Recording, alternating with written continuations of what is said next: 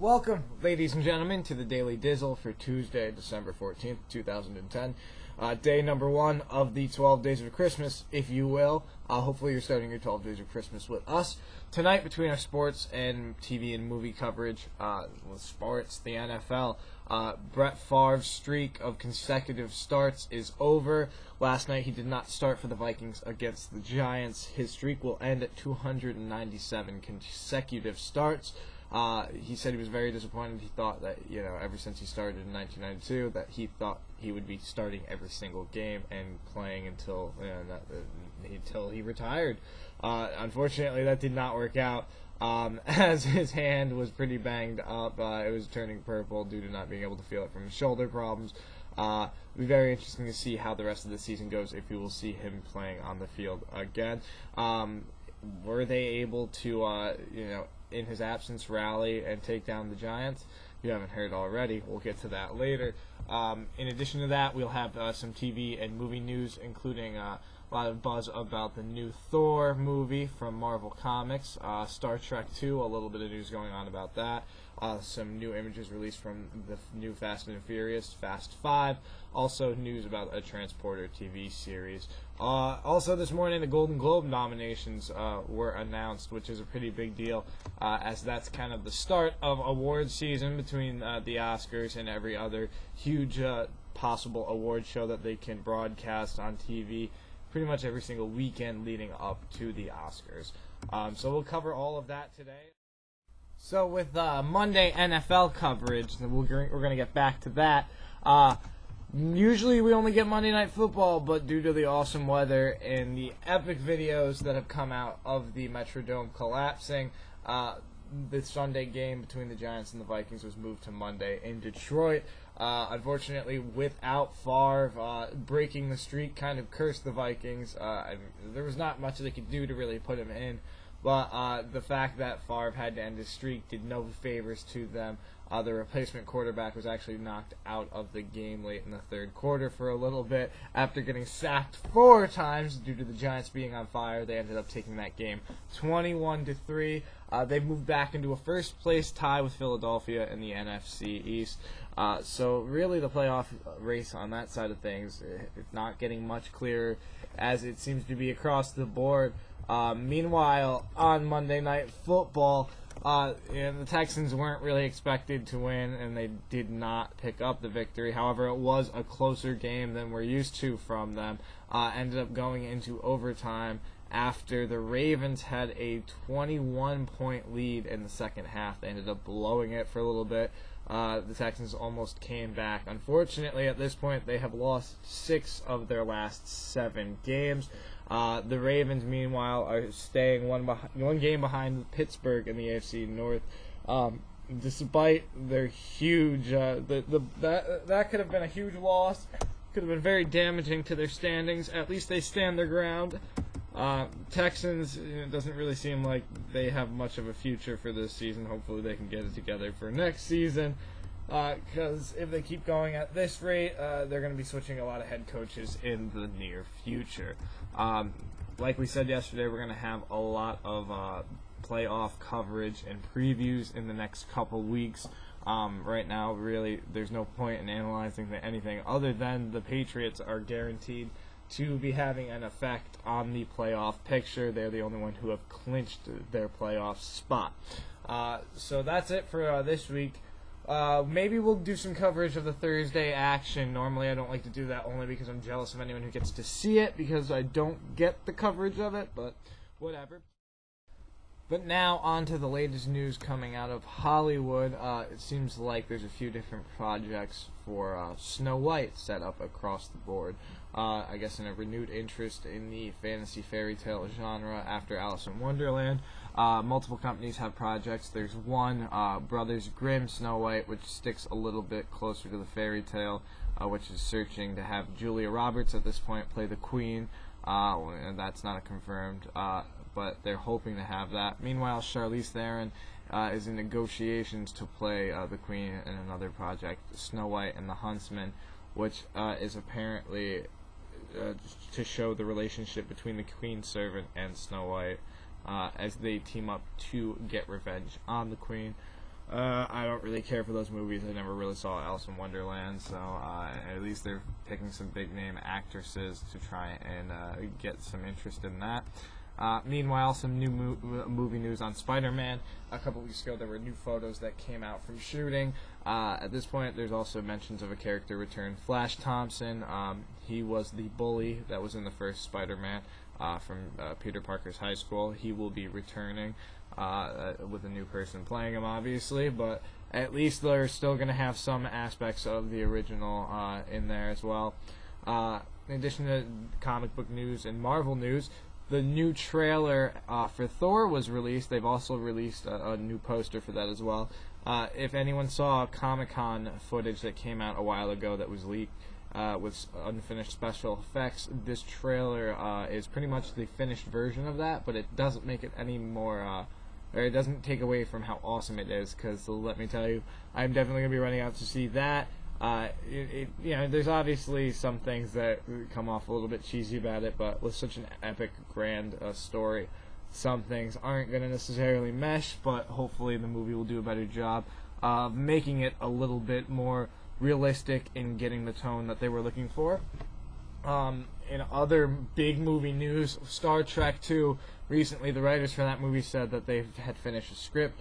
Right now, J.J. Abrams says while they have cracked the story for the script, they haven't really done too much in the way of work on it. There's still a way to go into working out the story and trying to get it to make sense and come across as awesome as the first movie did. So as long as they take their time with that, I'm sure we will all be pleased with the results. So now on to some news that we told you about yesterday. If you're a fan of the Transporter trilogy starring Jason Statham, apparently one of the major U.S. TV networks has signed on to pick up a TV series based on the film.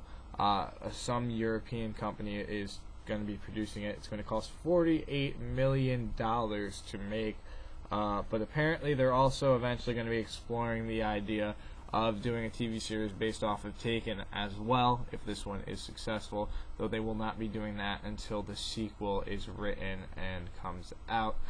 In addition to that, there have been photos that have finally released from the new Fast and the Furious movie, Fast 5. Vin Diesel is back. Dwayne The Rock Johnson, obviously, joins the cast. There's new photos of the two of them together. He looks a little bit crazier than normal in it, but still, it should be a pretty good action movie. Also, apparently the other day, apparent photos of the alien creature in the upcoming Super 8. I don't know if anyone has seen the trailer for that. If not, look it up. It's J.J. Abrams' latest thing, kind of in the vein of Cloverfield, in the fact that they don't really give too much in the way of details yet. But apparently the photos came out, though eventually the links were all taken down, so maybe it might have been a fake, or it could be a case of the studio trying to cut that one off at the knees, though eventually, if it was real photos, I'm sure that they will surface, so if we do happen to find them, we will definitely show them here.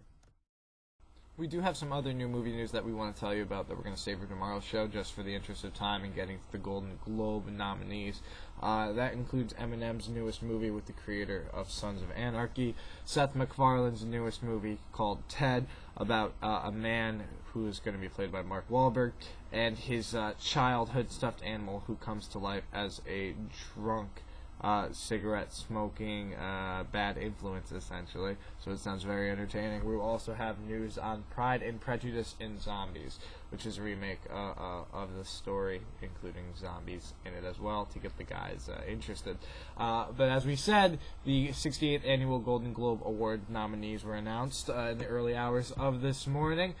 Scoring very well and leading the pack was The King's Speech. It led with 7 nominations. That was an indie Oscar flick that came out in a couple weeks before The Black Swan. People were wondering if it was going to be muted going into the race, but obviously it seems to have benefited just fine. It was just ahead of The Social Network and The Fighter with 6 nominees each, and they all did score Best Picture noms. It was very good that The Social Network got recognized, and The Fighter was another one that people had said preseason was going to score very well going into the Oscar races. Also scoring well was The Kids Are All Right, Black Swan, and Inception, which was very good for a big blockbuster movie to get recognized. They all got 4 nominees apiece. Meanwhile, 127 Hours, The Tourist, Burlesque, Alice in Wonderland each got 3 nominees. Some of the big misses of the year, the movies Another Year and True Grit were both expected to get mentioned, but they did not. Meanwhile, The Town, Toy Story 3, Winter's Bone, and Blue Valentine are all movies that were expected to get a lot of buzz. They didn't. Quick rundown of which categories featured which movies. For Best Motion Picture Drama, we have Black Swan, The Fighter, Inception, The King's Speech, and The Social Network. Some big fights are going to go on there between The Social Network, Inception, The Fighter, and Black Swan. Even The King's Speech I have not seen. That's going to be the one that's going to be leading a lot of the Oscar voters lists. Meanwhile, the other ones are all very accessible to the mainstream audience, which usually doesn't happen around award season, so it's very good to see that starting to happen this year.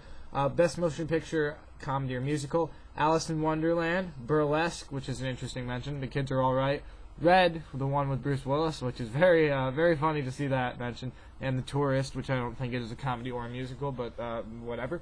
I digress. Best Actress in the Motion Picture for Drama, a lot of kind of unheard of ones.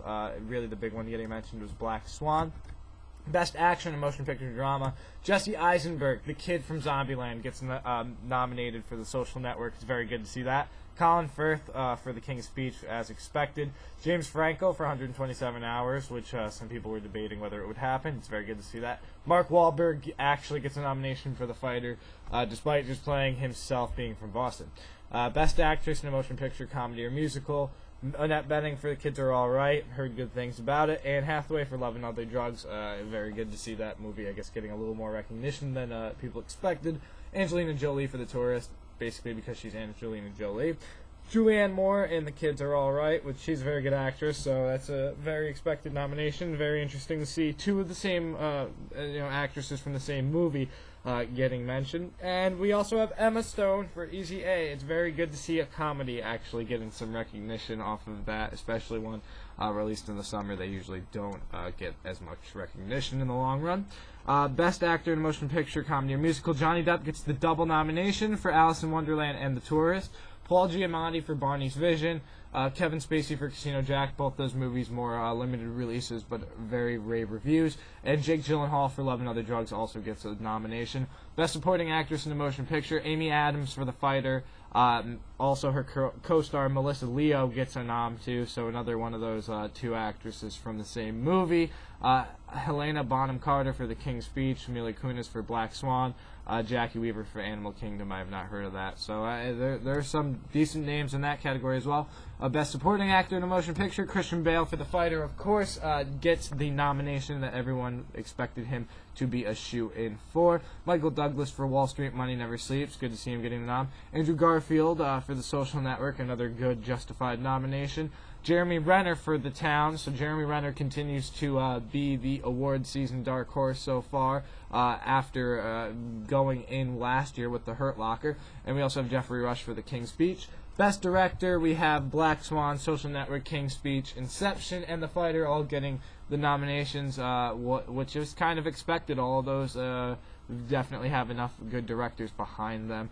Best Screenplay, 127 Hours, The Kids Are All Right, Inception, The King's Speech, and The Social Network. Best Animated Feature, Despicable Me, How to Train Your Dragon, The Illusionist, Tangled, and Toy Story 3. Best Original Score, we have 127 Hours, Alice in Wonderland, The King's Speech. Trent Reznor gets a nomination for The Social Network. Hell yeah! And we also have Hans Zimmer getting a nomination for Inception, which is just as awesome. Now that's all the time we have for today on the Daily Dizzle. Don't forget to check back tomorrow. You can check out our YouTube channel, youtube.com/Dizzlemits, for all the Daily Dizzles that you might have missed, in addition to all of our other contributions to YouTube. I like the fact that my hair is sticking out. Don't forget to check back tomorrow for our next edition of the Daily Dizzle, and also check out the links as we scroll them in the credits. I am Tommy Dizzlemits. We'll see you tomorrow.